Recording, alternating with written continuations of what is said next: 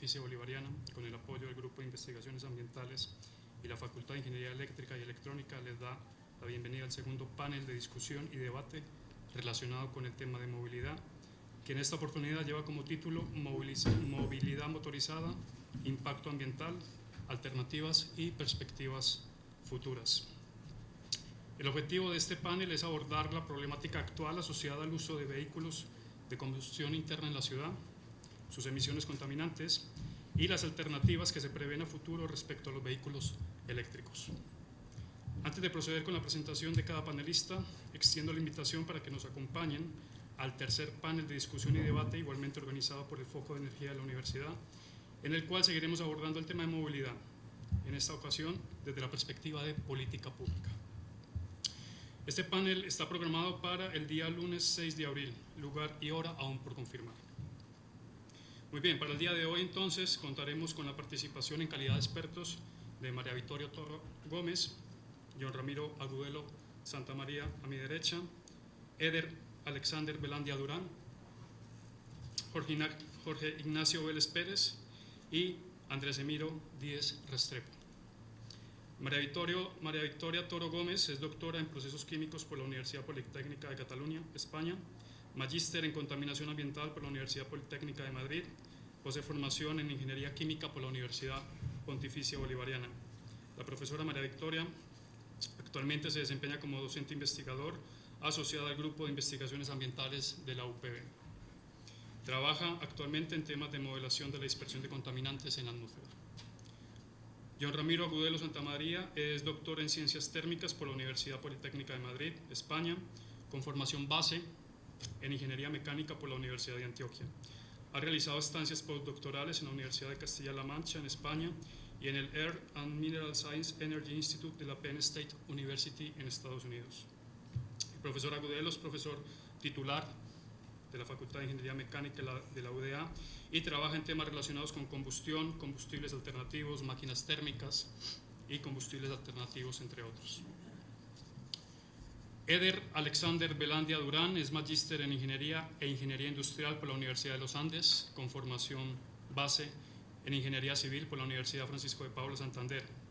Es profesor e investigador del programa en Ingeniería Civil de la Universidad de La Salle en el Centro de Investigación de Riesgos de Obras Civiles.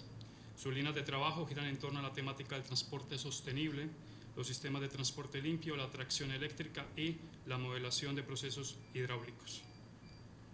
Jorge Ignacio Vélez Pérez es magíster en Administración y especialista en Gerencia de Proyectos por la Universidad de AFIT, con una formación base en Ingeniero de Producción por la misma universidad. Actualmente se desempeña como profesional de la Subdirección de Investigación y Desarrollo del Área de Energía en Empresas Públicas de Medellín. Algunos de los proyectos en los que ha participado ha sido en la reconversión a gas para el sector industrial y comercial, el programa de gas natural vehicular y en el programa de movilidad eléctrica, vehículos y motos eléctricas de EPM. Finalmente, Andrés Emiro Díez Restrepo es doctor en Ingeniería, magíster y especialista en transmisión y distribución de energía eléctrica por la Universidad Pontificia Bolivariana, con formación base en Ingeniería Eléctrica por la misma institución.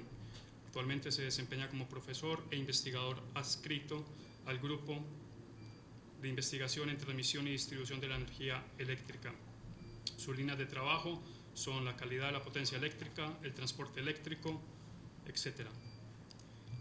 La metodología a seguir en este panel consistirá entonces de una breve charla por cada panelista, en torno de unos 10 minutos cada charla, para posteriormente dar inicio a una interacción conjunta entre cada invitado y el público en general.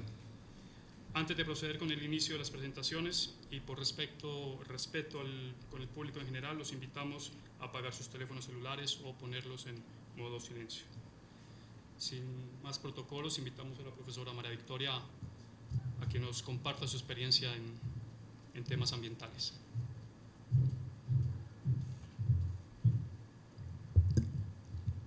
Buenas tardes. Bueno, lo que vengo a contar, ¿cuánto es que es? ¿10 minutos? Bueno. 10 minutos. Vamos a darle velocidad a esto. Es la experiencia básicamente de la línea de estudios atmosféricos del Grupo de Investigaciones Ambientales, en el cual hemos desarrollado durante más de, bueno, ahí aparecen 15 años en la parte de evaluación de inventarios de emisiones, en convenios que hemos tenido con el área metropolitana. Y adicional a esto, pues hemos tenido varias experiencias con la parte de modelización atmosférica. Entonces, acá hay un breve recuento sobre los trabajos que hemos realizado. Entre ellos, pues se destacan uno que más adelante les voy a mostrar una filmina sobre este resultado entre UPB, la Universidad de Antioquia y el Politécnico Jaime Isaza Cadavid, que fue un primer inventario que realizamos en 1996, fue el primer inventario que tuvo la ciudad, y de ahí se generó el primer plan para la protección de la calidad del aire. Posteriormente, en el año 2003, 2005 y todos los que aparecen allá hasta el 2013, hemos realizado la actualización de este inventario de emisiones, en el cual hemos desarrollado una herramienta que se llama MODEAM, que es el modelo de emisiones atmosféricas para el Valle de Aburrá. De este, adicionalmente, también hemos aplicado otros modelos internacionales para calcular las emisiones, sobre todo el tráfico automotor, que es la fuente más importante para el valle. Hay que destacar que el trabajo del área metropolitana, pues en esto ha sido una confianza mutua entre las dos instituciones, en el cual ha confiado pues en todo el trabajo que la universidad ha desarrollado durante todos estos años. Una, digamos, parte teórica que es difícil salir de ella es que nosotros aplicamos varias técnicas para la evaluación del inventario de las emisiones. Tenemos el muestreo en la fuente, los modelos de emisión y los factores de emisión, que son los que hemos aplicado para la zona. Esos tres, hay otras tres metodologías que está basada en balances de masas, encuestas y extrapolación, que digamos que por ahora no hemos, o si las hemos utilizado no las tenemos formalizadas. Lo más utilizado han sido los modelos de emisión, en el cual básicamente son ecuaciones que nos ayudan a estimar esas emisiones, y por eso es que siempre decimos que un valor de emisión no es un valor exacto, siempre lo que vamos a decir acá son estimaciones de lo que podría pasar, y porque una fuente pues tiene una variación hora a hora, así que no podemos definir pues si está en realidad de lo que emite en cierto momento dado. Así que nos basamos sobre todo en los factores de emisión, que ya son estudios más formales por parte de Estados Unidos y Europa, donde hay estudios pues que permiten tener un valor más aproximado de lo que podría estar ocurriendo en la realidad.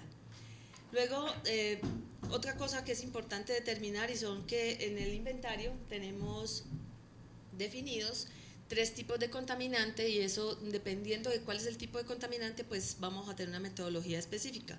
Lo que hemos desarrollado en el inventario para el área metropolitana son los inventarios de contaminantes. Bueno, hemos evaluado todos los inventarios, específicamente los de criterio, porque son los que son enfocados a la legislación colombiana.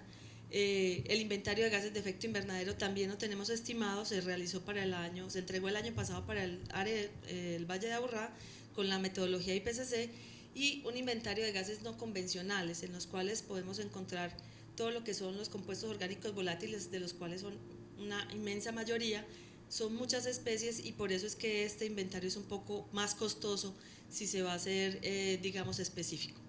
De ahí hemos avanzado sobre todo para la estimación de más o menos 205 especies, y entre ellas pues podemos encontrar los formaldehídos, el benceno y otros muchos como olores y metales, etcétera. Estas son las categorías de fuentes que hemos tenido, que hemos podido, digamos, estimar dentro del inventario. Tenemos las fuentes fijas, que son todos los basados en las industrias, todo lo que tiene que ver con las actividades naturales, específicamente acá, digamos, hemos determinado lo que se emite por fuentes biogénicas, o sea, toda la vegetación, y por fuentes de área hemos determinado lo que se emiten sobre todo en los rellenos sanitarios, en las plantas de tratamiento de aguas residuales, en las estaciones de servicio cuando se llena el tanque de la gasolina, y señalo acá todas las fuentes móviles porque como es una de las fuentes más importantes, pues tenemos que enfocarnos pues y bueno, el tema que nos trae hoy es sobre todo esa. Este es el resultado final pues de muchos años de trabajo, pero que pues para en aras del tiempo hay que darlo rápido. Aquí está un resumen sobre todas las emisiones de los principales contaminantes, donde vemos que el monóxido de carbono, los óxidos de nitrógeno, los compuestos orgánicos volátiles y el material particulado menor de 2,5. La fuente con mayor emisión obviamente son las fuentes móviles, De acá le siguen las fuentes fijas. Las fuentes fijas, como les digo, son todas las que tienen que ver con la parte industrial, donde señalamos ahí en rojo, esos valores son los mayores. El azufre es el que, pues digamos, es más liberado por parte sobre todo por la combustión pues, de fósiles. Las emisiones de gases de efecto invernadero, esto no es calculado con el IPCC, no traje los resultados del IPCC porque quiero más bien que ustedes los consulten a través de la página web. Pero se pueden calcular y lo tenemos en valor equivalente, esto está en miles de toneladas, así que podemos ver pues que son casi 3.731, pues 3.731.000 toneladas por año que se emiten en el valle. Bueno, eso comparado pues a nivel mundial es muy pequeño. Así que nos enfocamos en los contaminantes criterio y entonces ahí se señalan, digamos, el aporte que se da de parte de cada una de las fuentes de emisiones a los 5 principales contaminantes que son los denominados criterio. Entonces vemos pues igual que los valores anteriores, pues aquí se ven gráficamente que las fuentes móviles son las de mayor aporte, tanto en la parte de contaminantes criterio como en los gases de efecto invernadero. Y eso va asociado a una demanda energética que es calculado con un modelo que más adelante se los menciono, en el cual vemos pues que la mayor fuente de consumo de energía obviamente pues es las fuentes móviles debido pues a todo el consumo de los combustibles también fósiles. El método que utilizamos, este es uno de ellos, este es el que es internacional, es un sistema de planteamiento de alternativas energéticas de largo plazo en el cual se determina a partir del consumo general de combustible en toda la región que está bajo estudio, se determina la cantidad global de todos los contaminantes de acuerdo a la caracterización de los automotores que se tienen y esto pues entonces se desagrega espacialmente y temporalmente. Así se obtienen entonces zonas de alta contaminación. Para poder hacer estos cálculos son necesarios los factores de emisión, que son relaciones que me van a decir cuánto contaminante se va a emitir por cada kilómetro que recorre un vehículo en una de las metodologías que está basadas en la… Tengo miedo que me haces esa cosa. Entonces, no me la haces todavía. Entonces, una está basada en la distancia recorrida, entonces ahí… de acuerdo al tipo de vehículo, cuál es su modelo, cuál es su combustible, las millas que se han viajado y un factor de emisión específico para ese tipo de vehículo, pues entonces se obtiene su emisión. Y el otro es basado en el consumo energético. Así tenemos la emisión que es igual al consumo de energía por ese factor de emisión individual. Esto se lo aplicamos entonces al parque automotor que está compuesto para el Valle de Aburrá, básicamente en una gran proporción de automóviles que básicamente en este momento son el 44%, y las motocicletas han venido en un alto aumento, sobre todo en los últimos 5 años, donde también alcanzan el 44%. De las motocicletas se divide el 35% de 4 tiempos y el restante en motos de 2 tiempos. Fíjense que las demás categorías, como son los taxis, son el 6%, y lo que son camiones y buses, pues alcanzan apenas el 6%. Así que cuando calculamos las emisiones, entonces uno pensaría pues que digamos que todas las motocicletas serían por su gran volumen y los vehículos serían los que más emiten. Entonces acá vemos, por ejemplo, que las categorías que son de los camiones y buses son las mayores emisores, los que tienen la carita triste, son los mayores emisores de material particulado y de NOx. Por el contrario, las industrias son las que los autos livianos son los que más emisión de azufre son los que tienen, pues que emiten mucho más. Todo esto no voy a alcanzar. Tenemos acá la discriminación, entonces para decir básicamente con esta gráfica que todo el parque automotor que ha entrado en los últimos años es tienen 9 años, la mayoría del parque automotor, es poco lo que se tiene pues de modelos antiguos, o sea que las emisiones provienen de vehículos pues digamos de los últimos 10 años. esto lo va a pasar, que esto es cómo se discrimina y las simulaciones especiales que le hemos realizado al área metropolitana, en el cual estimamos uno de estos ejercicios, el modelo nos permite ver cuál es la variación, digamos, de las emisiones cuando hacen modificación del contenido, por ejemplo, de azufre en el diésel. Entonces pasamos de emisiones básicamente de 4.000 toneladas por año a este momento tenemos más o menos 1.200 toneladas por año en el 2010, cuando se cambió pues la composición del diésel, que esto fue un ejercicio que hicimos con el Politécnico colombiano, el Jaime Isaza Cadavid y obviamente pues área metropolitana. Este es otro escenario en el cual se evaluaron algunas cuencas de Medellín para el cambio de usos del transporte, en el cual se introducía el sistema integrado de transporte, y hay 3 escenarios, uno en el cual digamos se quedan las mismas rutas que se están utilizando, en el cual hay 1.000 buses más o menos entre 1 y 24 años. El escenario 2 son en el cual se introduce el sistema de transporte masivo y se cambian los buses, 331 buses se cambian a uno más modernos de 1 a 8 años, y se entran 327 buses que son nuevos y que son a Euro 4, y el escenario 3 es lo mismo, pero en vez de ser a diésel, son de gas natural.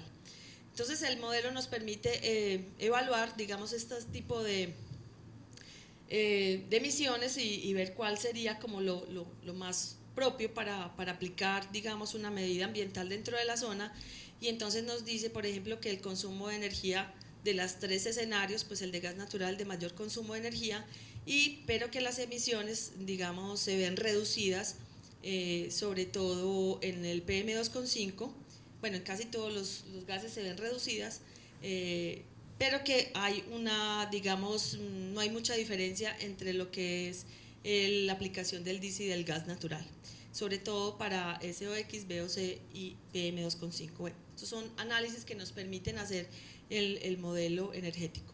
Todo esto va a un sistema de modelización atmosférico, ya casi, pues, o sea, aquí vamos, ese sistema de modelización atmosférica son 2 modelos, uno de pronóstico de meteorología y de calidad del aire que tiene la universidad. Somos la única universidad que creo que en el país tiene esta herramienta para la ciudad, en donde tomamos datos de satélite.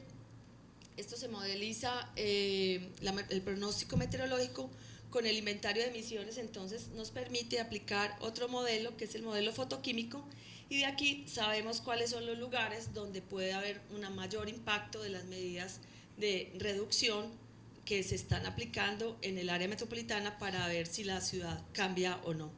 Esta es una meta que se propuso desde el 2010 en el plan de descontaminación que se formuló para ese año para la ciudad, en el cual el área tiene una meta de reducir a 10 microgramos de material particulado respirable, inhalable, en 10 años. O sea, cada año tiene que ir reduciendo de a 1 microgramo la calidad del aire para poder obtener algo que cumpla pues con las normas nacionales e internacionales.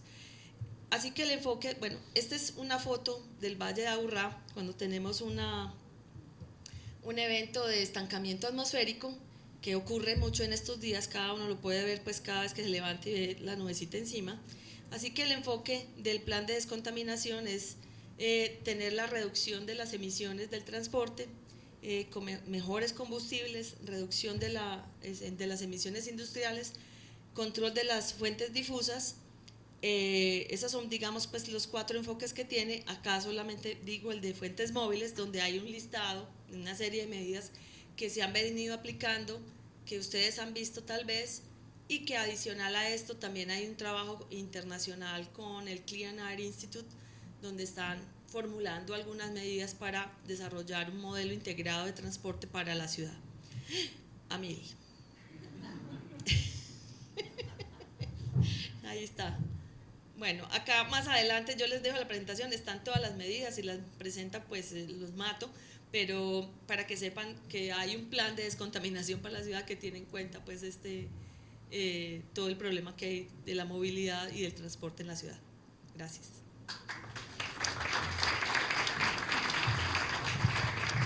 Muchas gracias a la profesora María Victoria. La dinámica entonces es que una vez cada panelista nos comparta su experiencia en el tema, hagamos una discusión en conjunto, ¿sí? Así que las preguntas las dejamos para el final. Invitamos ahora al profesor Jean Ramiro a que nos comparta un poco su experiencia desde la perspectiva, desde su perspectiva con motores de combustión interna y combustibles.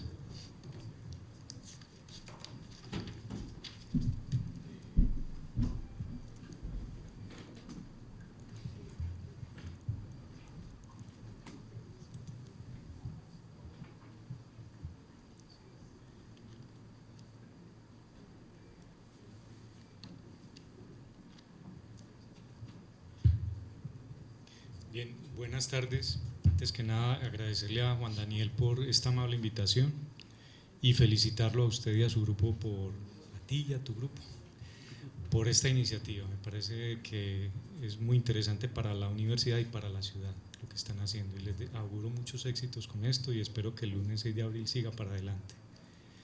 Les quiero hablar un poquito del área de mi especialidad, que es los motores de combustión interna. La conversación promete mucho porque hay gente de motores eléctricos también en la parte vehicular, entonces va a ser muy interesante. De antemano les digo que yo soy partidario de la bicicleta antes que nada, y les quiero mencionar un poco sobre perspectivas tecnológicas y de combustibles que hay en Colombia en este momento. A modo de generalidades, pues la energía es un tema tan vital, y el transporte en un país, en cualquiera que sea, estuve mirando estadísticas y en todos los que pude consultar, economía en transición como la nuestra o en países que tengan economías más sólidas en el norte incluso del continente, siempre supera el 30% el consumo energético asociado al transporte, de manera que es un renglón de la economía demasiado importante. Los límites son cada vez más restrictivos y tuvieron sus orígenes en los años 60 en California, y están esos límites no solamente hacia el motor, sino también hacia la calidad del combustible, como lo voy a mostrar enseguida. Los tipos de contaminantes pues dependen del origen que tengan, pueden ser primarios o secundarios. Ya Vicky nos mostraba hace un momento que ellos los tienen clasificados. Primarios salen directamente del motor, yo aquí le llamo regulados, ella le llamó criterio.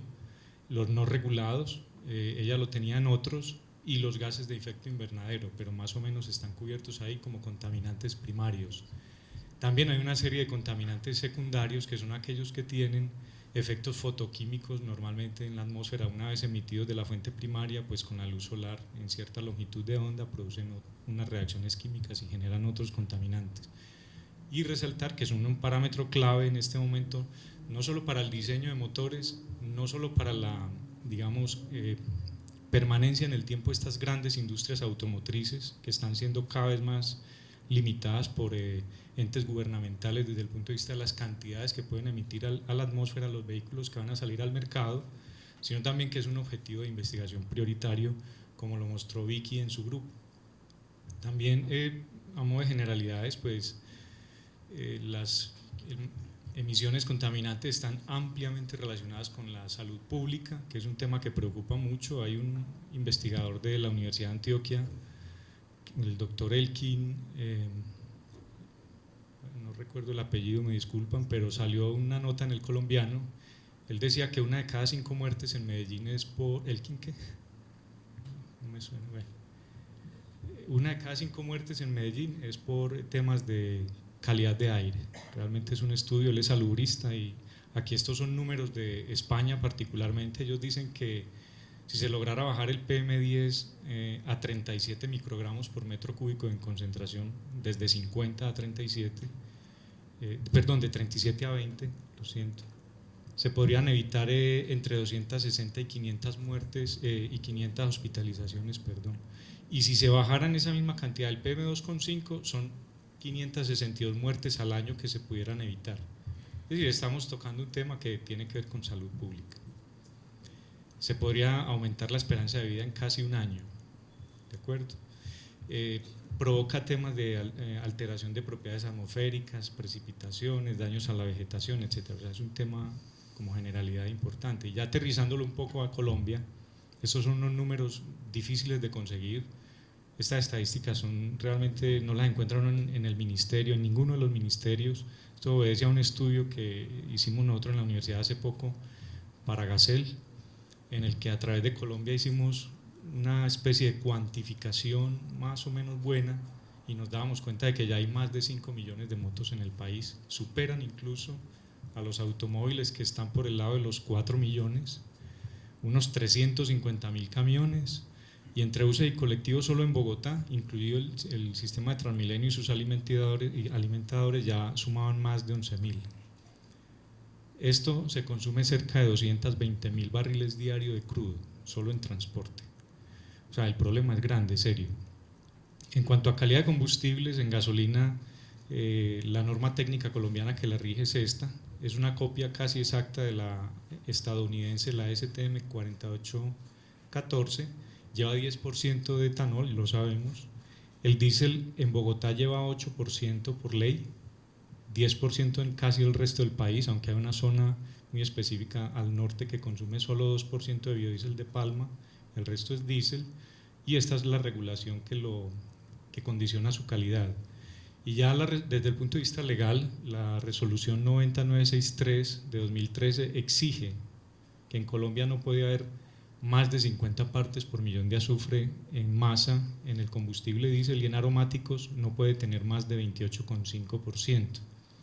Acabamos de terminar un estudio para el Ministerio de Minas y Energía en el que hicimos 150 estaciones a lo largo de todo Colombia, haciendo un seguimiento de conformidad de la resolución 90963, y para tranquilidad de los colombianos estamos en promedio muy bien. Incluso hay partes del país donde el azufre está por debajo de 40 partes por millón, pero en términos generales estamos cumpliendo esto bien. Y esto es obligatorio porque la resolución 1111 del 1 de enero de este año obliga a que ya entren al mercado motores Euro 4 para transporte por carga. Y la resolución 1180 de 2006 fija que la gasolina colombiana tenga no más de 300 partes por millón en contenido de azufre, que es una cosa que me sorprendió porque tiene más azufre en este momento la gasolina que el diésel. Bien.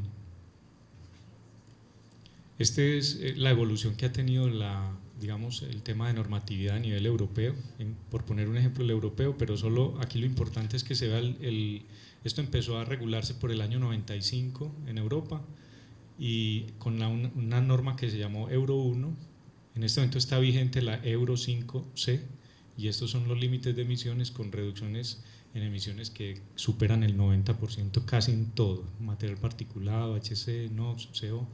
El problema de esto es que uno lo ve así y suena muy bien por la tendencia a reducción, sin embargo, la venta de vehículos ha tenido un seguimiento exponencial.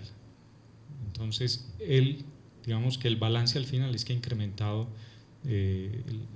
ha empeorado la calidad del aire en el planeta.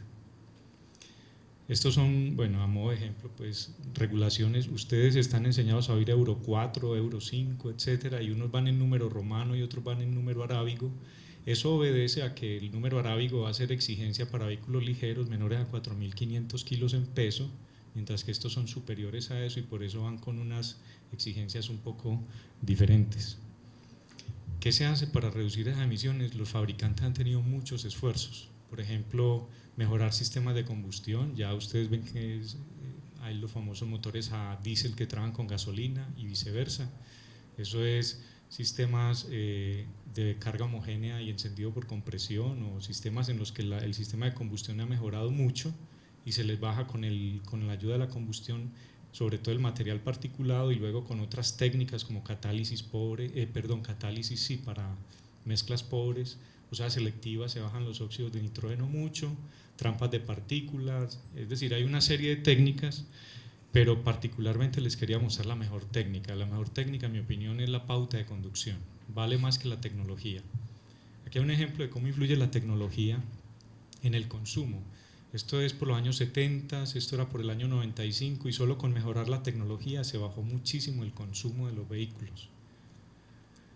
Esto es cómo uno más o menos debe conducir un vehículo. Por eso no es gratis que en la ciudad le pongan unos límites de velocidad entre 40 y 60, aunque la velocidad media en Medellín yo creo que no supera los 14 kilómetros por hora en este momento.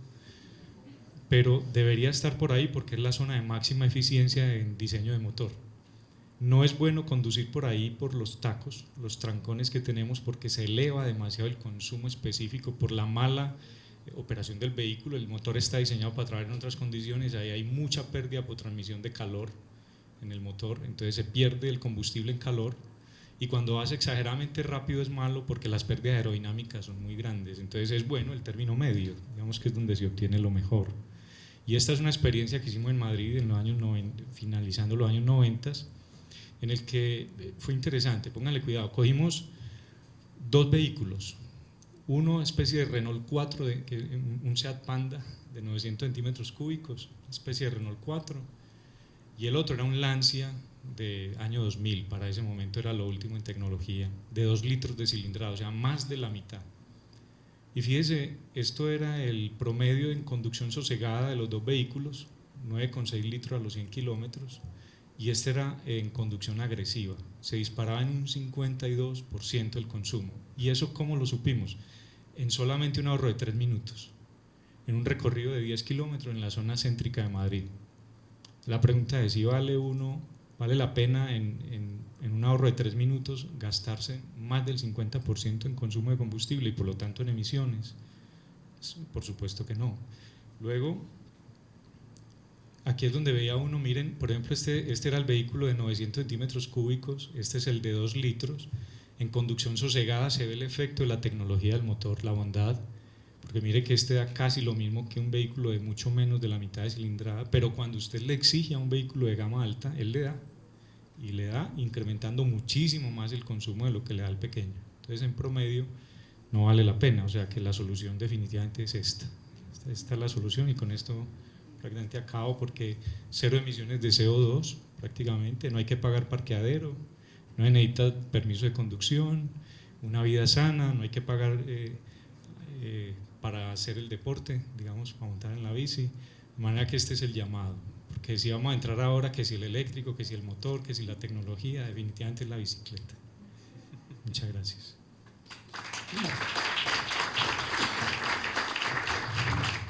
Muchísimas gracias al profesor John Romero. Ahora invitamos a pasar al ingeniero Eder.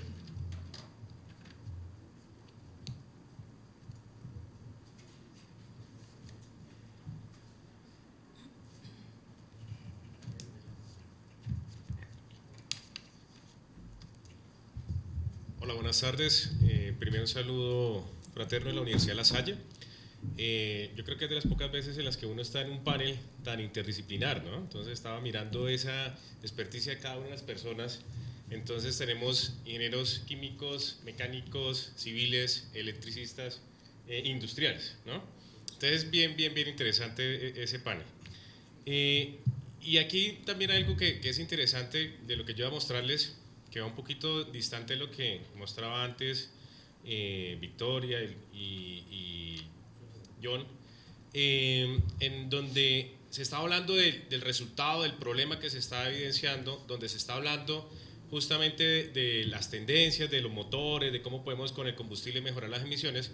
Y yo voy a empezar a hablarles de algo que es transporte, movilidad y energía. Entonces, transporte es lo que utilizamos, movilidad equivocadamente se confunde con transporte, movilidad es el resultado, y energía es lo que mueve todo. Entonces es algo bien interesante. Entonces, esta imagen, para que veamos que el problema es de todas las latitudes, Argentina, Venezuela, México, Los Ángeles, es un problema que también entonces tenemos en Bogotá, y simplemente lo que uno tiene es un modelo de desarrollo en el que queremos desarrollo. Si queremos desarrollo, entonces finalmente estamos comprando más vehículos, y cuando tenemos más vehículos nos movemos más, entonces empezamos con un círculo vicioso en el que tenemos una mayor demanda de energía, y si hay más demanda de energía hay más emisiones, y si hay más emisiones y tenemos más vehículos y hay más congestionamiento, entonces tenemos problemas de competitividad, tenemos problemas de equidad, tenemos problemas de salud pública, tenemos problemas de accidentalidad y tenemos problemas colaterales ambientales. Entonces, aquí no voy a entrar en detalle, simplemente unas frases rápidas. El sector transporte, aunque digamos varía mucho, uno puede decir que está entre el 36 y el 40% de la demanda de energía primaria del país, es el mayor consumidor de energía, y el soporte de esa energía es finalmente combustibles fósiles. Entonces eso es algo que uno tiene que tener en la cabeza. En cuanto al crecimiento, por ejemplo, de la ciudad de Bogotá, de los vehículos que están registrados, al 2013 eran cerca de 1.400.000 automóviles, cerca de 380.000 motocicletas. En este momento ya estamos pasando el 1,5 millones de vehículos registrados y casi las 500.000 motocicletas registradas. Solamente las registradas, porque en Bogotá lo que suponemos es que el número de automóviles y de motocicletas que operan es mucho mayor. Y entonces aquí lo que empezamos a ver es que hay un problema grave y uno puede utilizar como el tema de la bola de nieve. Estamos en una bola de nieve donde todos sabemos el problema y cada vez la bola de nieve va creciendo y nos seguimos quejando y la bola de nieve sigue creciendo. Entonces la industria lo que ha venido haciendo simplemente es mejoremos la tecnología, estamos demostrando que somos más eficientes, estamos demostrando que emitimos menos, pero finalmente el número de vehículos, como decía John, pues va subiendo, entonces lo que ahorramos por un lado lo perdemos por el otro. Entonces, ¿cuál es la estrategia? Yo vengo acá a mostrarles una idea, simplemente planeamiento de ciudad, una estrategia de mejoramiento desde el punto de vista de eficiencia energética, en donde el transporte tiene que ser planeado de esa forma. Hay diferentes enfoques para planear el transporte, desde el punto de vista de capacidad, donde yo llego y empiezo a identificar una demanda y empiezo a colocar también vías más grandes. A mayor demanda, entonces una infraestructura más grande. Hay otros que es simplemente una planificación de transporte simplemente por un modelo de desarrollo económico. El modelo norteamericano de alguna forma entendió que hacer infraestructura y colocar vehículos pues genera una dinámica económica interesante. Y aquí vengo a mostrarles que una forma también de planear el transporte de una ciudad, una forma de planificar una ciudad, que eso es algo mucho más integral, nos permitiría llevar a tener el uso eficiente de la energía y el planeamiento de viaje de los ciudadanos como unas estrategias mucho más inteligentes. Aquí también hay que decir algo antes de llegar y mostrar lo que les voy a plantear es que no existe una fórmula perfecta, siempre vamos a tener algunas ideas y lo que funciona posiblemente en alguna ciudad europea no necesariamente nos viene a funcionar a nosotros, pero hay unas pequeñas ideas o hay unas pequeñas pautas que sí en teoría deberían ser igualmente viables tanto para Europa como para los asiáticos como para los latinos. Ese por ejemplo es la transformación que tiene el eje ambiental de Bogotá, donde ustedes tenían inicialmente en la imagen de la izquierda lo que era un corredor normal en el centro de la ciudad y como en este momento tenemos un modelo en el que ni siquiera están operando los buses de Transmilenio. Aquí estábamos teniendo ese corredor donde podían operar los buses de Transmilenio, con la actual administración lo que tenemos es una operación simplemente restringida a las horas pico de los buses de Transmilenio y ahora tenemos es un corredor peatonal y sendero para bicicletas. Entonces hay que desmontar unos paradigmas que están muy ligados a la planificación de transporte y simplemente a mostrar unas imágenes. La primera es que cuando uno habla de planificar el transporte y mejorar la movilidad, increíblemente lo primero que uno debería pensar es que la mejor movilidad es la que no se genera. Entonces evitar viajes, pensar cuándo me va a mover, ser inteligente. En Bogotá, por ejemplo, hay unos sitios, unos parqueaderos donde uno podía determinar que entraba un vehículo 6 veces al día y uno llegaba y preguntaba por qué entró 6 veces y no, es que venía por la leche, después venía por el pan. Entonces, pues, ¿por qué no planificó su viaje? ¿Por qué no hizo todos esos recorridos en una sola vez en vez de estar, lo que es peor, sacando el vehículo para hacer esos desplazamientos? Y aquí simplemente voy a mirar, para no extenderme, para cumplir con el tiempo, voy a decir las frases y voy a mostrar imágenes. Entonces, movilidad y o comodidad. Entonces, si uno llega y mira el modelo de transporte, por ejemplo acá, pues uno mira que la movilidad es muy rápida, entonces Transmilenio moviliza mucha gente. El otro no la moviliza muy bien, pero el concepto de comodidad posiblemente está asociado al vehículo y no a Transmilenio. Las ciudades modernas van en autos, entonces estamos viendo modelos de ciudades europeas que ya se están replicando en América Latina, donde finalmente lo que tenemos es vías que se van entregando gradualmente hacia el peatón y el ciclista y el espacio verde. Las calles son para los vehículos, eso es en Buenos Aires justamente, donde ahora ya tenemos apaciguamiento del tráfico en la zona centro de la ciudad, donde ahora los vehículos tienen que ir a muy baja velocidad, donde los vehículos tienen restricciones para ingresar por horas o por tipo de vehículo y adicionalmente se empiezan a dejar las vías para el peatón y para la bicicleta y eso es Buenos Aires. El uso del automóvil da valor al suelo urbano, eso es mentiras, entonces Nueva York ya tiene un modelo en el que empezaron a peatonalizar y ellos lo que encontraron es que el valor de las tierras aumentó por tener proyectos de peatonalización. Amplia la capacidad vial de la solución. Entonces hay ciudades como esta en Seúl, donde finalmente es increíble ver que el río está debajo de la autopista de segundo nivel y lo que hicieron ellos fue desmontar la autopista de segundo nivel que se les estaba congestionando, rehabilitar nuevamente el río que estaba ahí debajo y colocar una línea de metro a un costado de ese río. Se busca movilizar personas o vehículos. Finalmente el concepto es de movilidad y lo que queremos es mover gente. Entonces, equivocadamente estamos pensando la ciudad, estamos pensando y destinando nuestros recursos simplemente a mover vehículos. Eso es el obelisco en Buenos Aires y esto es lo que actualmente es el obelisco en Buenos Aires. Quitaron 4 carriles de esta gran infraestructura vial para destinarlo al transporte público masivo de la ciudad, incluyendo obras de ciclovías, ahí donde están las obras de, por ejemplo, de bicicletas públicas, que es gratuito, y un poco de modelos interesantes que se pueden ver en ese sitio. El desarrollo económico va con el automóvil, entonces finalmente nuevos modelos de ciudad, donde tenemos corredores preferenciales para el bus, donde tenemos corredores compartidos con buses y bicicletas, y donde tenemos corredores donde nuevamente teníamos un espacio amplio para el automóvil y ahora tenemos un espacio reducido para el automóvil y un espacio grande para el peatón, un espacio grande para el transporte masivo de la ciudad. El transporte son solo vehículos, entonces hay gente que dice el problema es la movilidad, el problema es el transporte porque hay esa confusión y todo lo asocian al congestionamiento. No, nosotros tenemos que empezar a generar infraestructura para el peatón y justamente él es el rey, él es el gran, digamos, actor dentro de la ciudad y finalmente a él es el que tenemos que llevar esa infraestructura. El problema de la movilidad es de otros, eso también es otra dificultad, ¿no? Entonces siempre el problema de la movilidad es del alcalde, el problema de movilidad es del que tiene el carro, el problema de movilidad es del vecino que tiene 4 carros, pero yo también saco el carro. Entonces no, el problema de movilidad es de todos y hay unas frases que, por ejemplo, esas son de Correa en Ecuador, donde dice, por ejemplo, que la ley la cumplimos todos, donde empieza a gestionar un tema en donde todos somos parte del problema y todos deberíamos ser parte de la solución. Y aquí el tema de la bici. Justamente la bici no puede ser innovadora, entonces por ejemplo los europeos están tomando unas ideas que los asiáticos llevan 20 años trabajando con el tema de bicicletas eléctricas. El transporte masivo son soluciones de alto costo, entonces no, fíjense que tenemos soluciones de transporte masivo con bicicletas públicas, entonces eso es algo bien interesante. Por ejemplo, en una presentación que hice en Bogotá hacíamos la reflexión que un sistema de metro como el que se está pensando en Bogotá, si yo llego y saco 1 kilómetro de ese metro, puedo construir con lo que vale ese kilómetro de metro 3 veces más de la infraestructura que tengo actualmente de ciclorrutas en Bogotá, siendo la más grande de Latinoamérica, que supera los 400 kilómetros. Y si bien no puedo relacionar necesariamente mayor infraestructura con mayor desplazamiento con gente en bicicleta, lo que sí puedo entender es que puedo dar un espacio para que los ciclistas empiecen a tener una oportunidad dentro de la ciudad. Entonces es una reflexión, ¿no? ¿Cuánto podemos movilizar en un metro? En el caso de Bogotá, con 27 kilómetros, haría como el 7% de los viajes y las bicicletas en este momento están haciendo el 4%. Si yo llego con lo que hace el costo de 1 kilómetro de metro y lo invierto en bicicletas, posiblemente puedo llevar al 10% y estoy cumpliendo casi con el mismo porcentaje que va a participar el metro de Bogotá. Son simplemente como unas reflexiones que uno tiene que hacer. Las nuevas tecnologías son para los europeos y eso también es falso, y aquí estamos haciendo ya un link con el tema de las tecnologías limpias.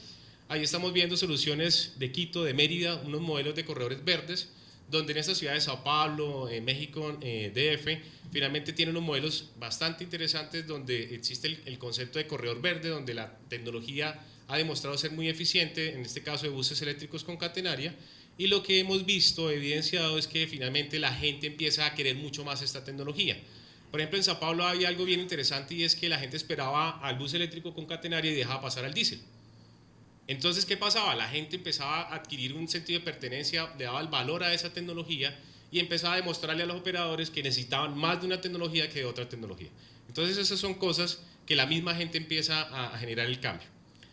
Esto no lo va a tocar. Aquí una imagen también, lo que es Europa, una ciudad como Zurich, y lo que es Colombia, una ciudad como Bogotá.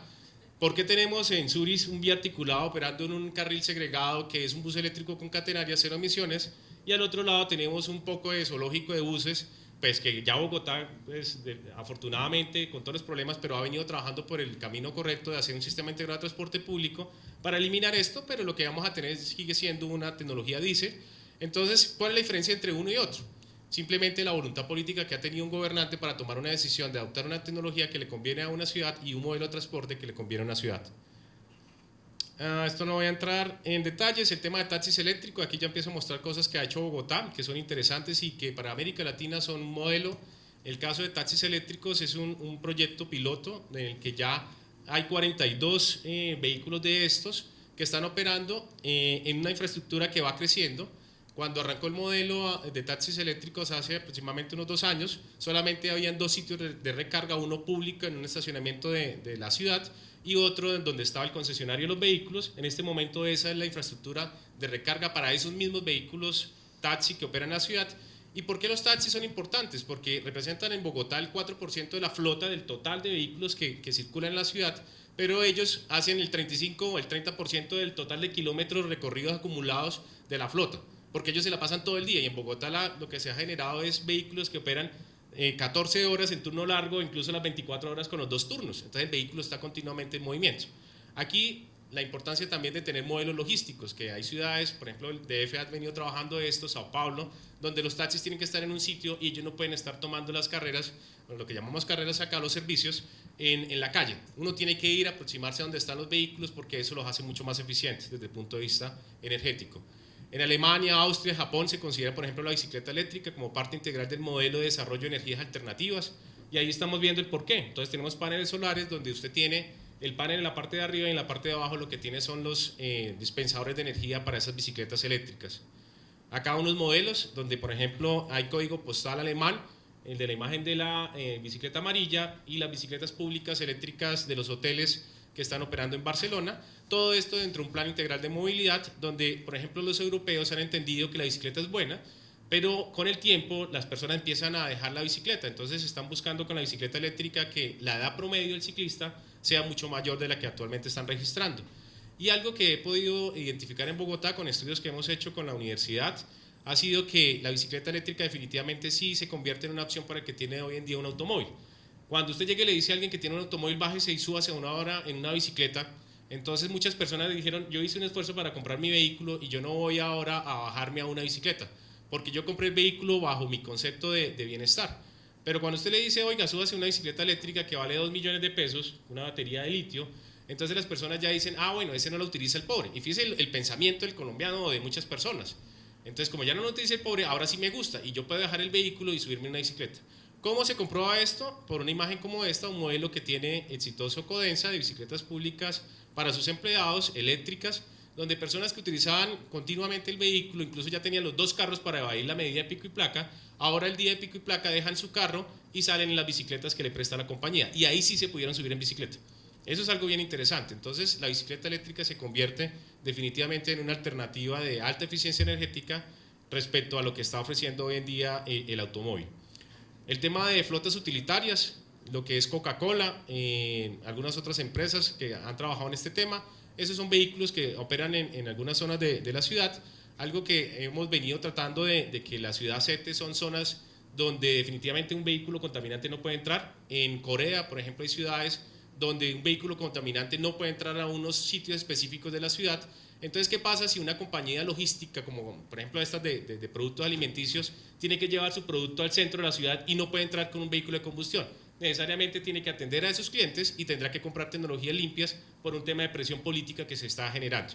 Y eso es lo que contribuye definitivamente es a mejorar las condiciones de la ciudad en ese sector y generar algo que es bien importante y que en Colombia no manejamos mucho, de pronto Medellín lo ha trabajado mucho mejor, el tema de la imagen. Entonces eso es algo que da posicionamiento, que da, digamos, un atractivo más para las ciudades. El tema de los vehículos eléctricos es algo que va creciendo. Yo digamos que empecé y dejé de último casi que los vehículos eléctricos con una buena idea, y es que si ustedes vieron la presentación esta tarde es estimular al uso del vehículo particular, pero si vamos a utilizar vehículos ojalá que contaminen menos y sean lo más eficiente posible, y si queremos que contaminen menos y sean eficientes necesariamente vamos a tener que buscar soluciones eléctricas. Ahí estamos viendo el estacionamiento de los vehículos eléctricos tipo taxi y la electrolinera que se inauguró en Unicentro, para los que conocen a Bogotá, el centro comercial en el norte, donde se pueden conectar los diferentes tipos de vehículos con los diferentes conectores que están en este momento en el mercado, y que ya se convierte en una de las primeras estaciones de recarga pública, totalmente pública, abierta para cualquier usuario en la ciudad de Bogotá. Esa es una de las imágenes de los vehículos que tiene Codensa, simplemente por destacar. En este momento la compañía tiene más de 20 vehículos operando. Y el tema de las motos, que también, para ir ya cerrando, es el tema de las motos van creciendo. Si estuviera alguien de la UDME acá diría un mensaje que es aterrador, y es decir, que en el 2040 la previsión que se tiene de consumo de gasolina, la mitad va a ser consumida por motocicletas. ¿Sí? Entonces eso es algo que ya empieza a generar bastante presión. Entonces el tema de la motocicleta hay que empezar a analizarlo de fondo. En este momento en la Universidad de La Salle estamos trabajando con ese tema de la moto, de cómo de alguna forma controlar ese crecimiento tan rápido, tan exponencial que mencionaba John, bajarlo un poco y tratar de ofrecer alternativas a la moto e incluso generar alternativas, en este caso que sería tenga moto pero tenga moto eléctrica. Voy cerrando. Entonces, pequeña infraestructura como esta, una turbina en el acueducto de Bogotá que genera aproximadamente 40 gigavatios hora año, podría dar energía a 160 buses articulados o 500 buses parones eléctricos en un sistema como el SITP de Bogotá. Eso es algo bien interesante. Un sistema tan chiquito como esto dentro de la ciudad podría dar la energía a 160 buses, que representaría algo así como el 10%, 15% de la flota actual de Transmilenio. Eso es algo interesante. Y aquí esta imagen para reflexionar cuál es la ciudad que estamos construyendo. Simplemente es como para que veamos los dos modelos, ¿no? Entonces a la derecha tengo a Estrasburgo, una de las modelos de ciudad europea, innovadora, creativa, y a la izquierda es Bogotá, en los años 50. Y si uno se pone a comparar, entonces nosotros estamos tratando de construir una ciudad siguiendo modelos posiblemente europeos, cuando Bogotá ya los tenía en los años 50, y esto era Bogotá con su corredor de buses eléctricos sobre la Caracas.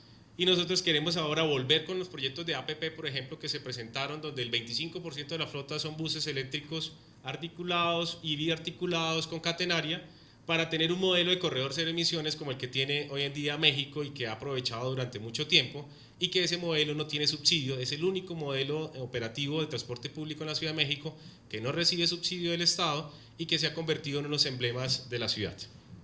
Muchas gracias.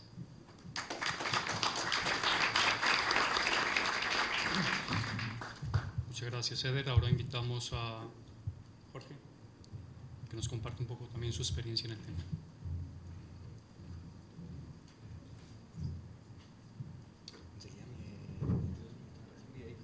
Claro que sí.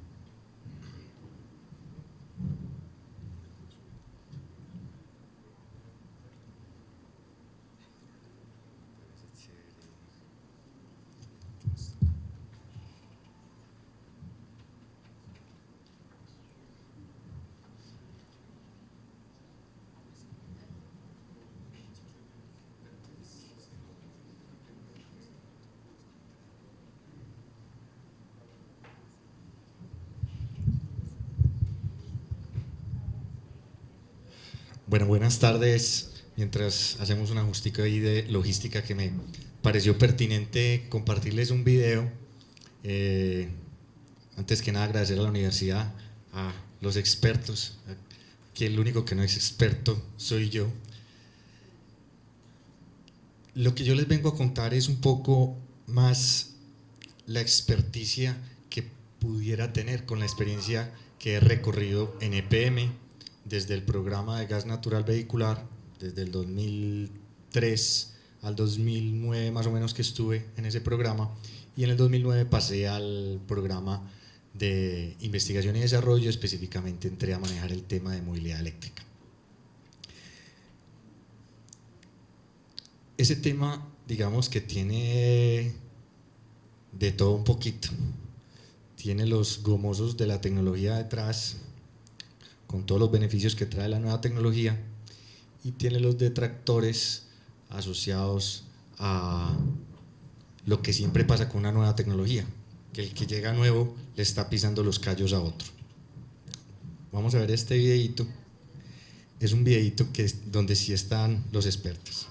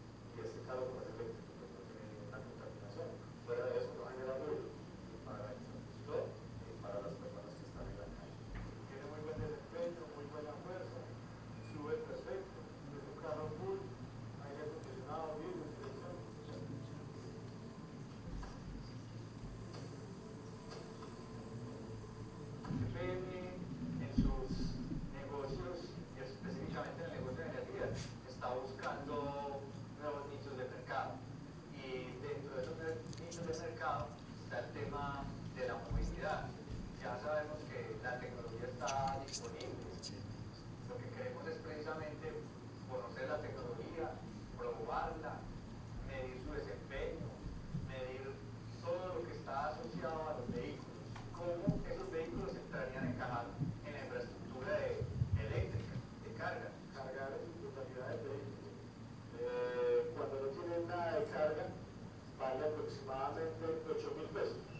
Le dura en condiciones normales aproximadamente de 140 a 150 kilómetros. Igual cuando nosotros, o en el caso mío, cuando no había pues, no he tenido la experiencia de manejar este carro, uno decía pues, si se podrá manejar un carro de estos, si podrá funcionar, porque uno lo eléctrico que ve son los carritos de juguete.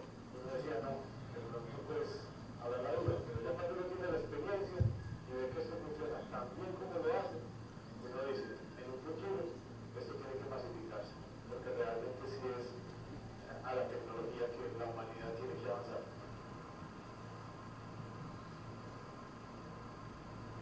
Manejar un carro de estos es una experiencia natural para uno y para las personas que están afuera.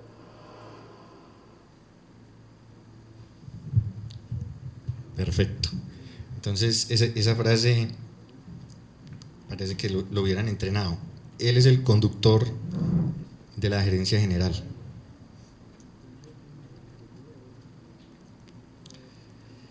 Y es el mejor vendedor de algo que la empresa está buscando, y es una oferta de movilidad sostenible. Entonces, en esa oferta de movilidad sostenible, el mensaje es claro. No reñimos con el programa de gas porque sigue siendo un combustible amigable, así genere unas emisiones menores, como ya mencionaron los compañeros, pero sí mucho más amigable pues que el diésel, a pesar de los esfuerzos que ha hecho Ecopetrol. Voy a pasar por unos slides rápidamente, algunos me los voy a saltar, las presentaciones se las dejo. Unas cifras que ya mencionaron de cómo el transporte es el que se lleva la mayor parte del ponqué, y sobre ese ponqué cómo hoy lamentablemente el consumo de energía eléctrica en el transporte prácticamente no figura.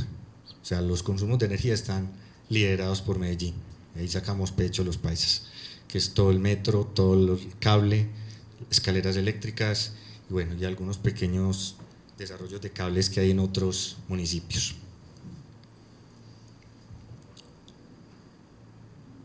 El mundo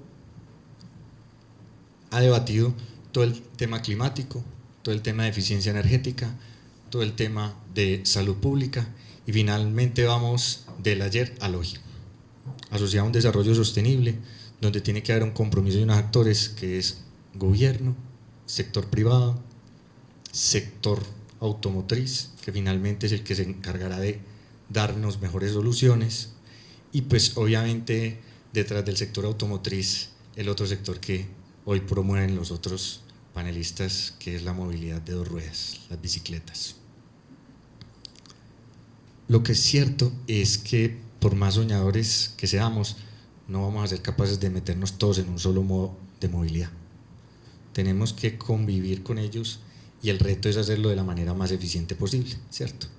Hay formas en las que es imposible prestar un servicio en bicicleta, entonces ese tendrá que buscar otro vehículo para prestarlo, y los que definitivamente, como muchos de ustedes que están en un ambiente universitario, pues sí, no necesitan una camioneta de 200 caballos para ir a clase.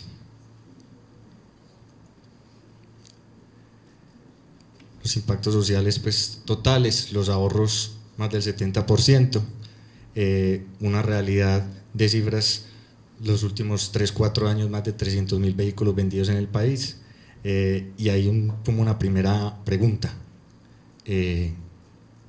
si queremos evolucionar a esta nueva tecnología, el país está cuestionando por lo menos cómo reemplazamos a los que hoy contaminan más, a los de gasolina, al Renaultcito 4, y que no suene peyorativo, pero ¿cómo hacemos para que vamos evolucionando por lo menos en la eficiencia de ese parque automotor? Esta es una noticia de la República, y es contundente, y eso es ya, 2 motos por un carro en el 2015, ¿sí? Entonces lo que de pronto vemos en algunos videitos de manera muy simpática, que mira en la India, mira ese avispero de motos, no estamos muy lejos, y no estamos muy lejos por varias razones que no son directamente culpa del ciudadano. Es que la oferta para que el ciudadano se mueva cómodo y seguro no es lo suficientemente buena, y entonces el ciudadano está buscando, asumiendo los riesgos de la moto, y me mojo y lo que sea, pero bueno, y hay un tema pues de política que ahí no me quiero meter. Hoy la torta de venta de vehículos muestra que el 55% de las ventas son de vehículos, y precisamente por eso los fabricantes a nivel mundial hoy tienen oferta de vehículos eléctricos, ¿cierto? Es a donde más puedo llegar y a donde más impactamos por su uso, dado la comodidad, dado el estatus, dado muchas razones en las que los usuarios usan los vehículos en la movilidad diaria. Una copy de la UME: buscamos sistemas distribuidos y buscamos eficiencia energética. Para los que no sean ni ingenieros ni estén estudiando ingeniería, la eficiencia de un motor eléctrico pues es muy superior a la de cualquier motor de combustión. Entonces esto pues va completamente alineado. Estas dos figuritas pues son supremamente dicientes. O sea, un motor eléctrico, la composición de partes versus la de un motor mecánico es pues absolutamente sencilla, y eso hace que detrás de esa sencillez pues los costos de mantenimiento sean supremamente sencillos y la operación como tal sea supremamente amigable. Pero la pregunta queda: ¿estamos listos para la transición? Entonces ahí viene un poco la historia de EPM, cómo estamos enfocados pues a una movilidad sostenible, a que por lo menos lo que esté a la oferta del público sea más amigable y la empresa lo pueda ofrecer de manera confiable y competitiva.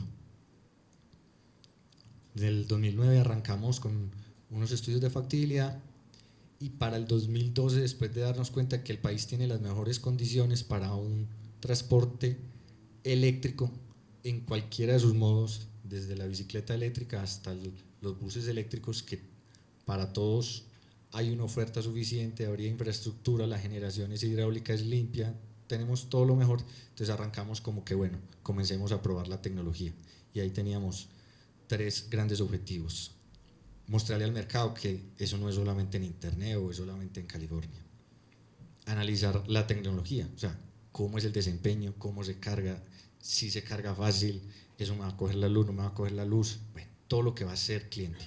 Y lo otro es precisamente prepararnos para la oferta de la tecnología, de la infraestructura de carga, que por razón de ser obvias pues nos interesa ofrecerla al mercado.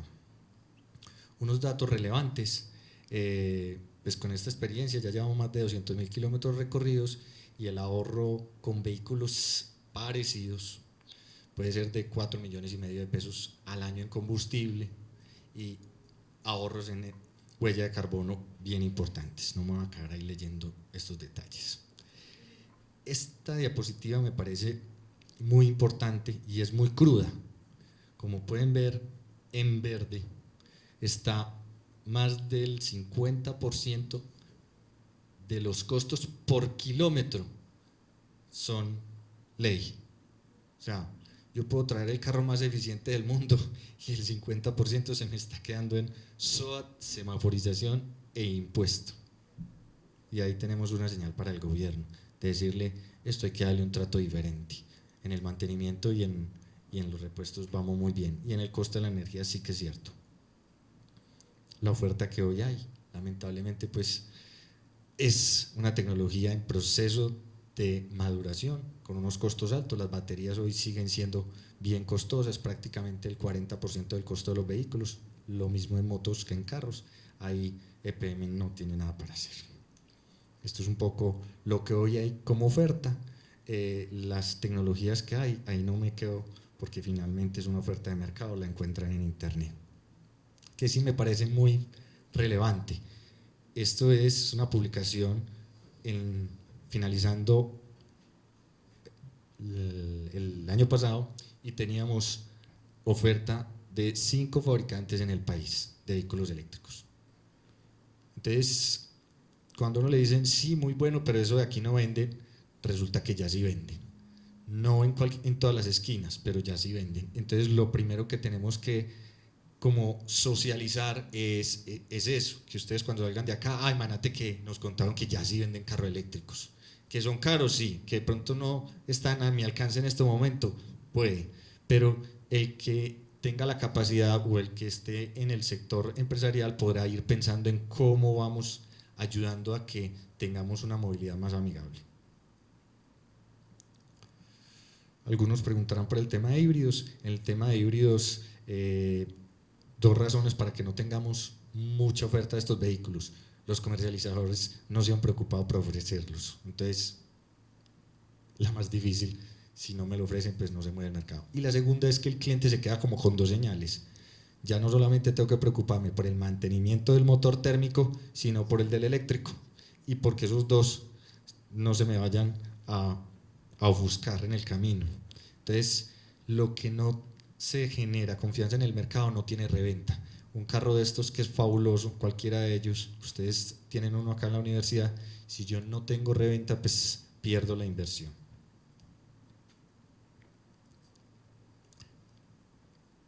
Esta parte es bien importante y es que lamentablemente por una mala comercialización de la introducción de la tecnología, los clientes están viendo que estos carritos, ese Mitsubishi y ese Nissan, su precio es equivalente a 2 de gasolina. Entonces, lamentablemente la comparación nos limita a la introducción de la tecnología, o inclusive nos comparamos con las camionetas o el vehículo de gama alta. Entonces, aquí como mensajes que nos quedan a todos en el ecosistema, a la academia, a la industria, al Estado, sobre cómo vamos a facilitar la introducción de una tecnología que no tiene sino beneficios.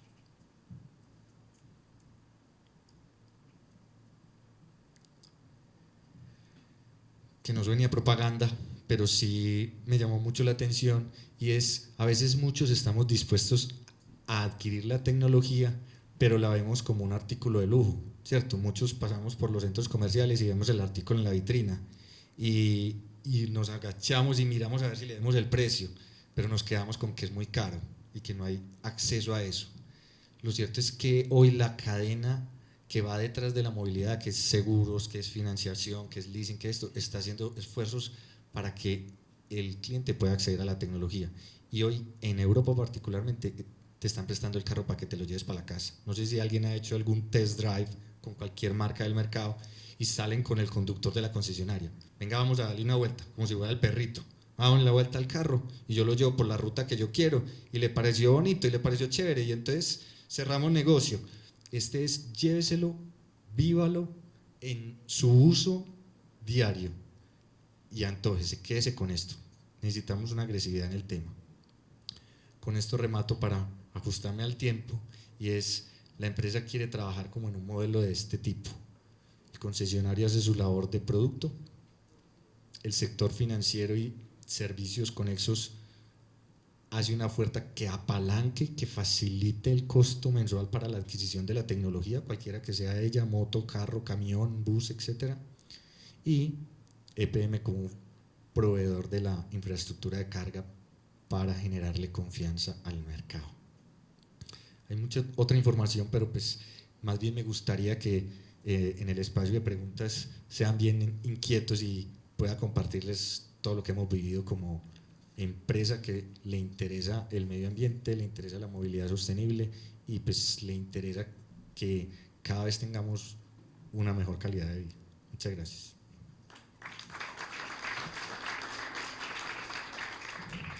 Agradecemos a Jorge y ya para finalizar, la bienvenida al profesor Andrés Emilio.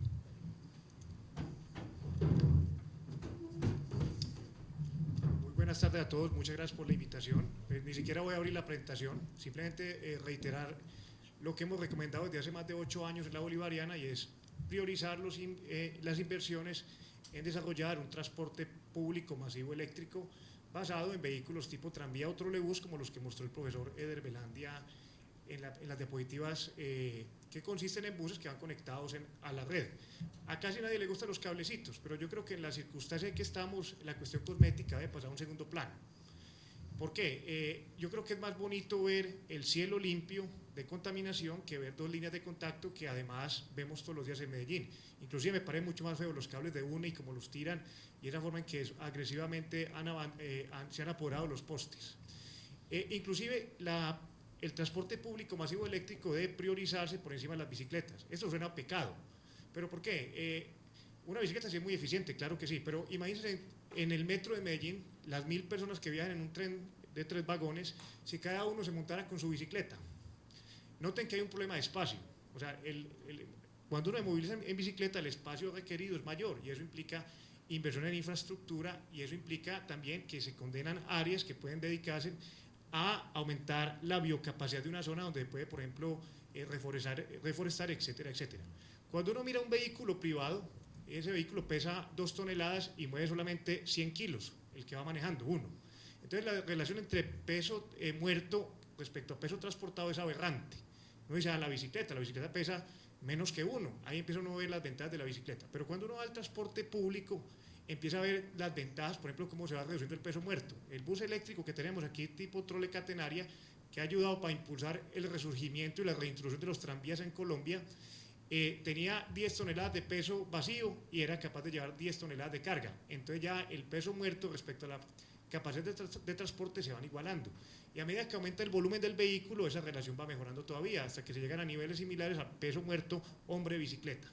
Ahora, en la bicicleta también se aumenta el consumo de energía de ¿quién? De la persona, que tiene que alimentarse más y emite CO2, no la bicicleta. Pero la persona emite CO2 porque su sistema respiratorio lo exige. Entonces, ¿quién creyera? Si uno evalúa todo el proceso energético, el uso del suelo, el uso del espacio, termina siendo más eficiente promover los vehículos eléctricos públicos sobre inclusive la bicicleta, siendo también defensor de la bicicleta, por supuesto. Otro aspecto muy importante es que el transporte público masivo eléctrico es para acceso de todo el mundo, de los que podemos y no podemos montar en bicicleta. Yo, por ejemplo, no puedo montar en bicicleta. Mis características motrices naturales no me lo permiten.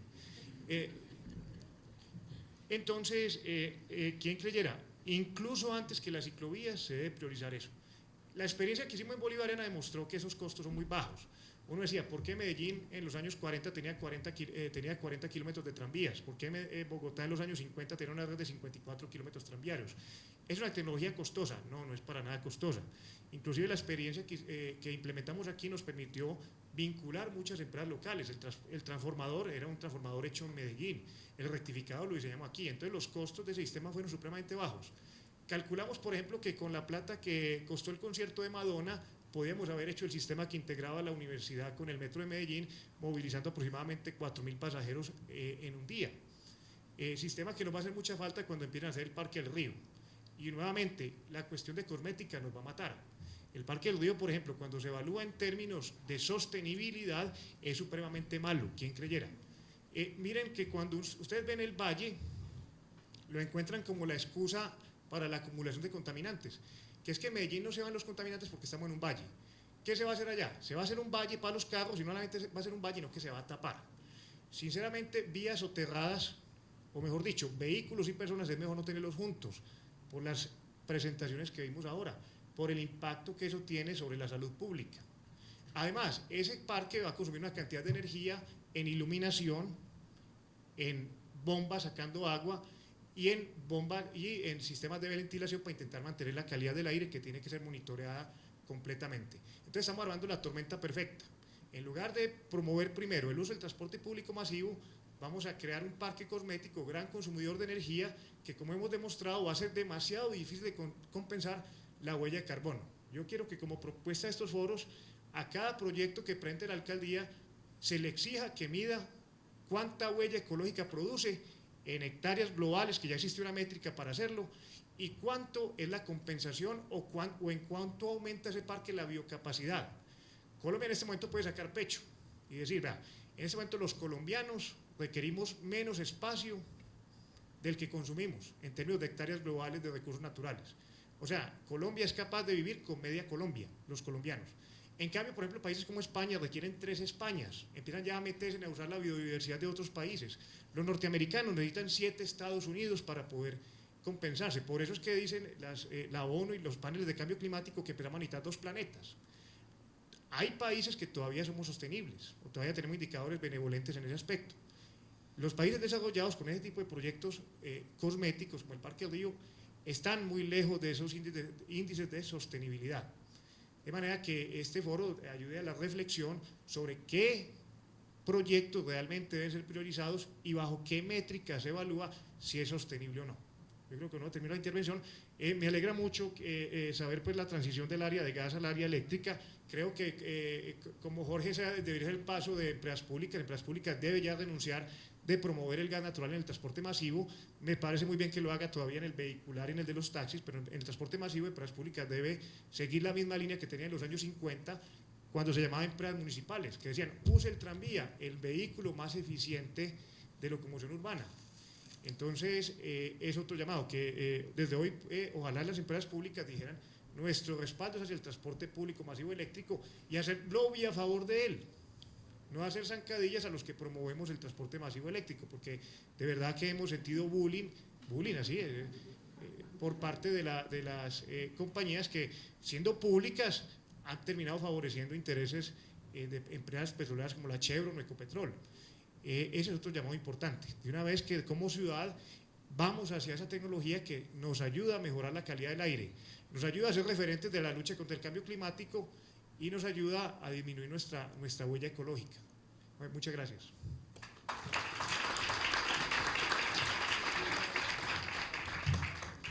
Muchísimas gracias, Andrés. Ahora damos paso a una sesión de preguntas, tanto por parte del público como de los mismos panelistas.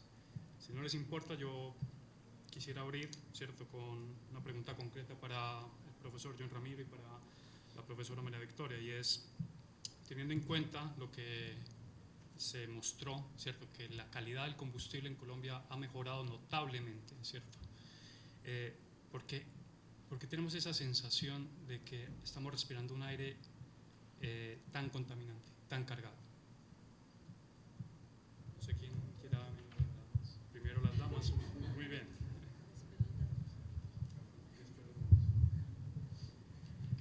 Bueno, dentro de los estudios pues, que hemos realizado en la parte del inventario de emisiones, yo les mostré una gráfica en la cual pues, digamos, se hacía como una simulación sobre el cambio de la calidad del combustible dentro de la combustión pues, de los vehículos diésel. La cuestión es que el parque automotor que más consume, digamos, este tipo de combustibles, pues el transporte pesado, en el cual, digamos, la renovación vehicular es muy lenta, y entonces el particular renovamos, digamos, el vehículo cada 7, 8 años. Pero en cuanto a lo que es el transporte público, en algunas compañías, porque no se puede generalizar, en algunas compañías el transporte público es muy viejo, o se tiende a importar tecnologías que son, si mucho, Euro 2, Euro 3. Eso quiere decir de que no aprovechan, digamos, la disminución, o sea, no aprovechan el diésel de buena calidad que se está produciendo por parte de Ecopetrol. Y entonces hay una mala combustión y con eso pues podemos ver esas chimeneas. Y hay otra porción del parque automotor que son las volquetas, que seguramente las hemos vivido todos, donde vemos que pasa una volqueta y son unos chorros, y es el parque automotor más antiguo que tiene la ciudad, y que su esperanza, digamos, de renovación es muy lenta debido a los costos pues, que esto inquiere para cada uno de los que son dueños de las volquetas. No están asociados y obviamente el programa nacional pues, no puede aplicar porque no hay una asociación de volqueteros. Hay una, pero digamos que no es que funcione, digamos, como para ver una renovación del parque automotor. Entonces, eso es, digamos, como lo visualmente lo que vemos de que hay una serie de actividades, hay tecnologías nuevas, pero a Colombia no pueden venir por costo o porque algunas veces también el combustible no es lo suficientemente bueno para que entre una Euro 5 o una Euro 6. El profesor me complementa ahí con la tecnología. Sí, yo coincido plenamente con María Victoria, es un tema de obsolescencia tecnológica y complementaría un poquito también con un crecimiento económico